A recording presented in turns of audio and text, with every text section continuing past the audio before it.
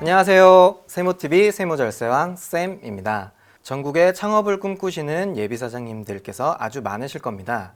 그 중에서 여러 분야가 있지만 요식업 분야가 가장 접근하기 용이하기 때문에 많이 고려하고 계실 텐데요.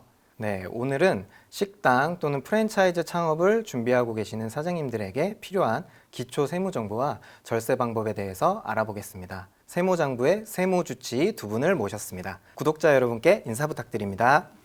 반갑습니다. 세무장부 세무주치 이원정 회계사입니다.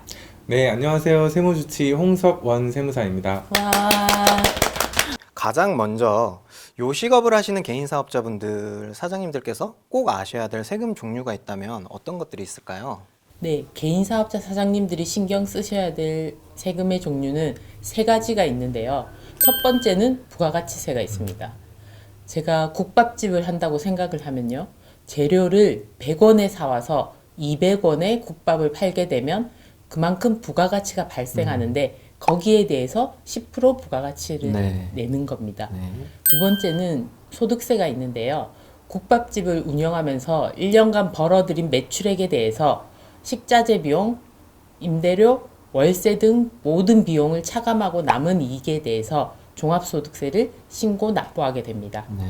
그리고 마지막으로 세 번째는 원천세라고 하는데요. 우리 사업장에 직원이 있게 되면 직원한테 월급을 줄 때 세금을 제하고 주는데요. 그 세금을 사업장 대표님이 대납을 하게 됩니다. 네. 네, 추가적으로 말씀을 더 드리면 직원 관련해서는 급여 관련해서 원천세도 발생하지만 사대보험료도 무시할 수 없는 금액인데요. 그렇죠. 네네. 정부 지원금을 활용하면 이러한 사대보험료를 지원받을 수 있는 방법이 많으니 반드시 참고하시길 바랍니다. 아, 네.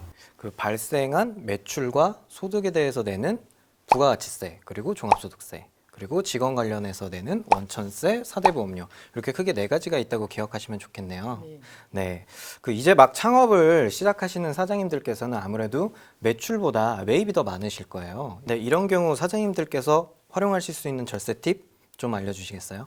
네, 절세에 관심 있는 사장님들께서 기본적으로 하셔야 되는 것은 지출 금액에 대해서 증빙을 철저히 챙기시는 것입니다. 특히나 사업을 시작하는 단계에서 사장님들이 흔하게 놓치시는 세 가지 사례를 꼽아보았습니다. 첫 번째로 사업자 등록 전 매입한 것에 대해서 증빙을 놓치는 경우입니다. 사업자 등록 전 매입을 한 경우 사업자 등록번호가 없더라도 주민등록번호로 세금계산서를 발급받는다면 부담한 부가가치세를 돌려받을 수 있고 이를 소득세 신고 시에도 지출 경비 처리를 할 수 있으니 반드시 사업자 등록 전에도 세금계산서 받는 것을 잊지 마세요. 네, 중요한 포인트인 것 같아요. 저는 사업자 등록이 끝나야 사업을 개시하고 그래야지 이런 것들을 처리할 수 있는 줄 알았는데 꼭 그런 게 아니네요. 그렇죠. 왜냐하면 사업 전에 준비를 해야 되기 때문에 꼭 사업자 번호로 세금계산서를 안 받으셔도 되고 주민번호로 받으셔도 되지만 또 요즘 대부분 신용카드를 많이 네네. 쓰시죠. 그래서 그 사용 기간엔 사업 관련된 비용은 얼마든지 비용 처리가 가능하다고 생각하시면 됩니다. 네네네. 두 번째로 기존에 있는 사업장을 이어받아서 다시 사업을 개시하는 경우 권리금이나 인테리어에 대해서 지급하시고 그 지급한 금액에 대해서 세금계산서를 놓치는 경우가 있습니다. 현실적으로 이러한 세금계산서에 대해서 100% 증빙을 받는 것은 어렵지만 그것에 대해 세금계산서를 받을 수 있다는 사실 자체를 모르는 경우가 많습니다. 그 금액이 크다면 사전에 세무사와 반드시 상담을 하여 그 지출한 금액에 대해서 증빙을 받으셔야 합니다. 세 번째로 기본적이나 사업자들이 오해하시고 놓치시는 부분인데요. 바로 현금영수증으로 증빙을 받으시는 경우입니다. 현금을 지출하여 현금영수증을 증빙으로 받는 경우 반드시 소득공제용이 아닌 지출증빙 용도로 발급을 받으셔야 부가세 공제 및 소득세 필요 경비가 인정되오니 반드시 이 점을 유의하시기 바랍니다. 네. 사업자를 처음 내시는 사장님들한테도 중요하지만 기존의 사장님들도 놓치는 부분이 있는데 우리가 사업장에 전기세, 전화세, 가스비, 인터넷 사용료, 정수기 사용료 저 다 말하긴 힘든데요.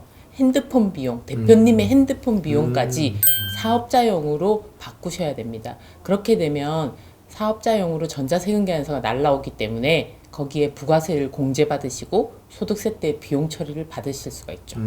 아주 작은 부분인데 가끔 놓치는 부분이 많아서 이런 네네. 거는 꼭 챙기셔야 합니다.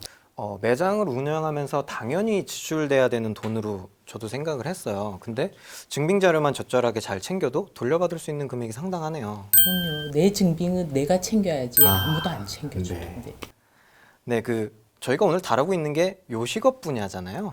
네, 다른 분야와는 좀 다르게 요식업 분야만의 특별한 포인트, 절세 비법 이런 것들이 있으면 추가로 좀 설명 좀 부탁드릴게요. 기본적으로 식당의 경우에 매입하는 식자재들이 보통은 부가가치세 면세 대상입니다. 이렇게 부가가치세를 부담하지 않더라도 의제매입세 공제라는 제도를 활용하여 부가가치세를 다시 돌려받을 수 있으므로 사장님들은 반드시 계산서를 발급받으셔야 합니다. 계산서 꼭 계산서만 되나요? 아. 카드로 결제하면 그쵸. 난 마트에서 카드로 결제했는데 회계사님이 말씀하신 대로 계산서를 수취하지 않더라도 카드 매입의 경우에도 의제매입세 공제를 활용할 수 있으니 카드 거래를 할 수 있는 대형 마트를 활용하시는 것이 한 가지 팁이라고 할 수 있겠습니다. 그리고 또 요즘은 예전에 비해서는 간이형 수중을 받는 사례가 많이 줄었는데요. 그래도 시장 같은 데 이용하시는 사장님들의 경우는 간이형 수중을 많이 받습니다. 근데 간이형 수중은 적격 증빙이 아니고 부가가치세도 없기 때문에 부가세 공제를 받을 수가 없어요. 대신에 소득세 때 비용 처리는 가능한데 우리가 건당 3만 원까지는 비용 처리가 되고 3만 원 초과하는 금액에 대해서는 2% 가산세가 있으니까 일반 증빙 간이형 수중 증빙 관리도 중요하다고 보시면 되죠. 네, 간이형 수중 같은 경우는 전자증빙이 아니다 보니까 모으기도 쉽지 않고 관리도 불편하죠. 이럴 때 세무장부 어플을 이용하셔서 사진만 찍어 두시면 나중에 세금 신고할 때 얼마든지 활용을 하셔서 절세를 하실 수가 있습니다.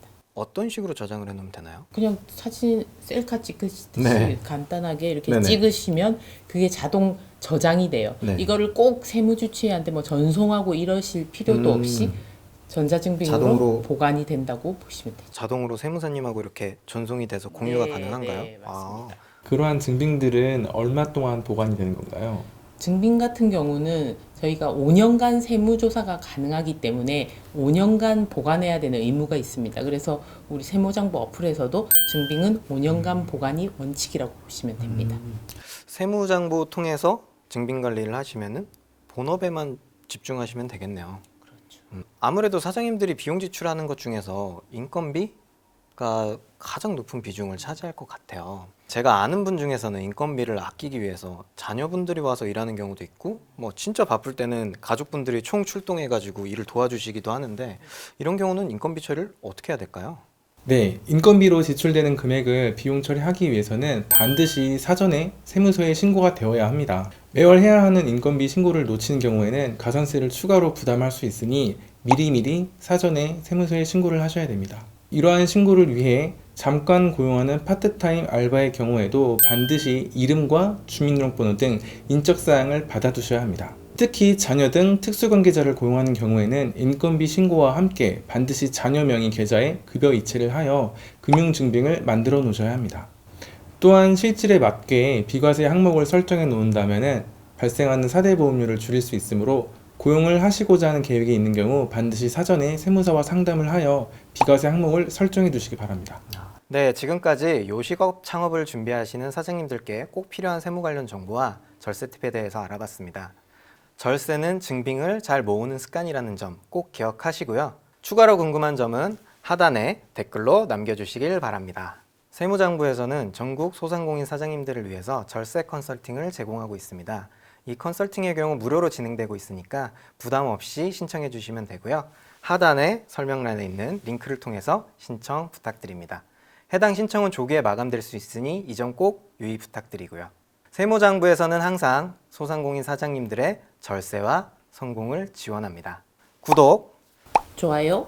알림 설정하시고 성공 지원 받으세요. 안녕. 안녕.